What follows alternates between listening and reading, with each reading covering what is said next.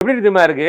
தலைவன் படம் தான் இருக்கும், தலைவன் படம் தான் இருக்கும்னு சொல்லிடுறீங்க. ஒருவேளை ஏதோ ஒரு கொடூர நிகழ்வு நடந்து நீங்க ஆட்சிக்கு வந்துட்டா, இந்த நவீன கழிப்படத்துல முழுவதும் உங்க தலைவரோட போட்டோ தான் இருக்குமா?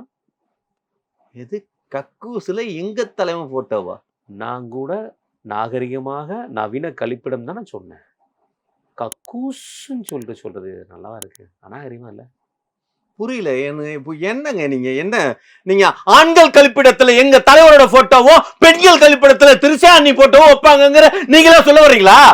பெண்கள் கழிப்படத்துல கூட ஒரு தலைவர் வந்து பெண் வேடம் அணிந்து ஒரு சில சீன்களை நடித்துள்ளார். அந்த படத்தில் பார்த்தீங்கன்னா தெரியும். அது வணிகமாக பத்ரியா பகவதியான்னு தெரியவில்லை. ஒரு டோஃபா வச்சுட்டு நடிச்சிருப்பாரு. ஐயோ ரொம்ப பிரமாதமா இருக்கும்.